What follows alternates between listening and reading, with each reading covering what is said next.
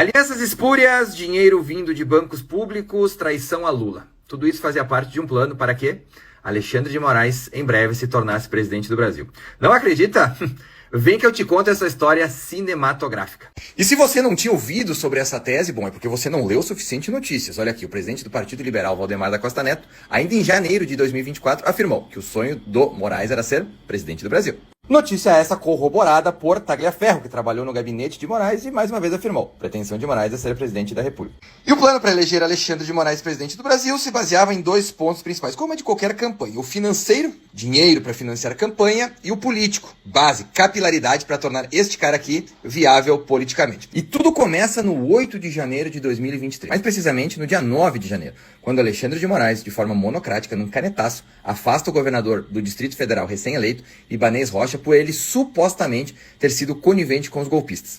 Pouco mais de 2 meses após o afastamento, Alexandre de Moraes devolve a Ibanez o cargo de governador. E aí você pensa, pô, agora o Ibanez vem pra cima do Xandão. Nada disso. Falou em virar a página e que agora era tempo de paz. Aí você pensa, não, mas o Xandão devolveu o cargo pro Ibanez porque ele entendeu que realmente não tinha por que ter sido afastado e foi uma questão só jurídica. Olha, até pode ter sido, mas quero te lembrar de um fato. Quem indica o presidente do BRB, ou seja, quem é o patrão do BRB, é o governador Ibanez Rocha, lá do Distrito Federal. BRB, para quem não sabe, é o Banco do Distrito Federal, Banco Estatal. Inclusive, a CVM já tornou o chefe de gabinete do Ibanez e o governo do DF réus, no caso do Master, ou seja, tem rolo aí. E o rolo aparentemente começou quando o BRB comprou carteiras de crédito que não valiam nada do Banco Master por bilhões e bilhões de reais. O juiz que investiga o caso, inclusive, chamou esta compra como algo de camaradagem, ou seja, vocês conhecem algum banco no mundo que faz filantropia para outro banco? Não, né? Tá, Marcon, mas o que tem tudo isso a ver com o Xandão? Calma!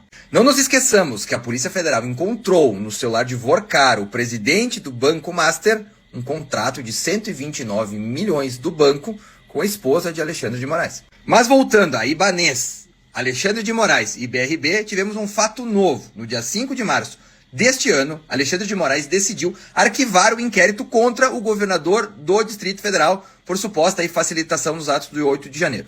Vocês viram até agora alguém se salvar das garras do Alexandre de Moraes por causa do 8 de janeiro sem nenhuma explicação?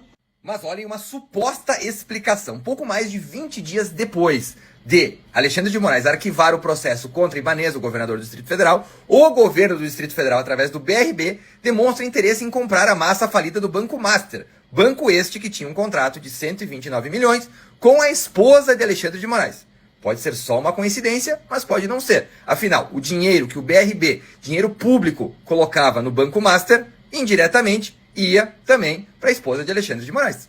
E aí a gente teve mais um detalhe fantástico que a Malu Gaspar nos trouxe, quando Alexandre de Moraes teria intercedido, sabe-se lá por quê, junto ao Banco Central, para que este permitisse que o BRB, Banco do Distrito Federal, chefiado por Ibanez, que teve seu inquérito arquivado por Alexandre de Moraes, comprasse a massa falida do Banco Master, que não valia absolutamente nada, mas que manteria os contratos com a esposa de Alexandre de Moraes, aqueles 129 milhões. Daí, talvez, sairia o primeiro impulso, o primeiro fundo para financiar a campanha do Xandão.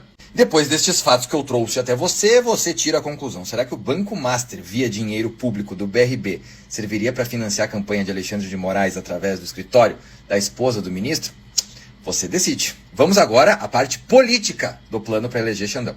Bem, com a parte financeira resolvida, afinal o BRB poderia comprar muitas carteiras que não valiam nada do Master e o Master repassar esse valor a quem quisesse, chegou a hora da política. E a política foi feita, vocês podem ver nessa reportagem. Houve uma reunião do ministro Alexandre de Moraes na casa do Vorcaro com políticos do Centrão. Caso você não tenha ligado o nome à pessoa, o Vorcaro daquela mansão é o presidente do Banco Master, aquele que tinha o contrato milionário com a esposa do Alexandre de Moraes. Curiosamente, quem divulgou a informação deste jantar clandestino, porque ninguém sabia, foi o Globo, o mesmo veículo de imprensa que divulgou o contrato de 129 milhões da esposa do Xandão. Guarde essa informação, logo logo ela será bem relevante. Além de Alexandre de Moraes e Daniel Vorcaro, segundo informações, neste jantar estavam políticos de centro, como Hugo Mota, presidente da casa, e Ciro Nogueira, presidente do Partido Progressista. Apesar de não estar na lista oficial de convidados, é muito possível que Michel Temer, o líder máximo do Centrão, também estivesse presente. Até porque o próprio ex-presidente já admitiu que recebia dinheiro do Banco Master. Ele estava lá numa conta como consultoria jurídica. Mas é importante prestar atenção aos detalhes das reportagens. Nesta do Globo de Lauro Jardim, ele fala aí que são cerca de 20 políticos que estavam lá reunidos com Chandeco e Vorcaro, mas cita apenas o nome de Ciro Nogueira, completamente desafeto de Lula, e também de Hugo Mota, mandando um recado, obviamente, para a Câmara dos Deputados. Os outros, provavelmente ele sabe quem é, mas decidiu não citar. Mas qual teria sido o tema do jantar? Futebol feminino? Soluções para os problemas de calvície? A culinária de Botsuana? Ou a candidatura de Tarcísio em 26 e Xandão em 2030, com apoio do Centrão? A gente não tem como saber, mas vamos a alguns detalhes que trouxeram clareza ao nosso pensamento. Câmara aprova regime de urgência para projeto sobre anistia. Marcon, agora tu foi para anistia, o que tem a ver? Tudo! Afinal, quem foi o grande articulador para a anistia ser pautada foi Tarcísio de Freitas. Obviamente que ela só foi pautada com o aval do Alexandre de Moraes. Como a gente vê aqui, ó, o fator Moraes pesou a favor de Paulinho da Força na relatoria da anistia. Mas por que queriam colocar Paulinho da Força para ser relator da anistia? E sim, Moraes teve que aprovar o texto. Mas a grande jogada da turma, que outrora foi a direita brasileira como Aécio Neves e Michel Temer, era ser reavivada. Quando Xandão diz que Paulinho da Força pode ser o relator e coloca aí para discutir Aécio Neves e Temer, ele tenta fazer com que essas forças, já moribundas na política brasileira, voltem a ter alguma relevância e possam, após ter a relevância, apoiar a sua candidatura lá em 2030 à presidência da República. Vale um crédito para a foto da turma discutindo a dosimetria. Meu Deus. O grande plano da dosimetria, obviamente, era deixar Bolsonaro inelegível para sempre. Aliás, o sistema quer que ele morra. E é isso que eles conseguiram, como foi dito aqui pelo relator. Não tem anistia para Bolsonaro, ele seguirá preso e inelegível, ou seja, caminho livre para a candidatura do Xandão. Mas ao que parece, alguém descobriu o plano de Xandão, de eleger Tarcísio em 26 e se eleger em 2030. E a casa caiu. Lembram que quem descobriu os 129 milhões de contrato da esposa do Xandão com o Master foi a Polícia Federal? Como que Malu Gaspar de O Globo teve acesso a essa informação? Ela foi vazada pela Polícia Federal. E nas palavras de Flávio Dino, a Polícia Federal está a serviço de quem? De Lula. Mas se você ainda tem dúvida que Lula descobriu tudo, que é a cabeça do Xandão, eu vou te dar uma prova cabal. Prestem atenção nessa data. Dia 9 de dezembro deste corrente ano foi quando houve a divulgação dos 129 milhões em contrato da esposa do Xandão com o Banco Master. 3 dias depois, dia 12 de dezembro, Trump tira a Magnitsky de Alexandre de Moraes e sua esposa. Mas Marcon, não entendi. É simples, meus amigos. Lula diz que negociação com Trump garantiu retirada de Moraes da Magnitsky. Ou seja, Lula negociou com Trump a retirada. O que ele ofereceu para o Trump? Talvez a cabeça de Xandão. Como assim, Marcon? Eles que são aliados.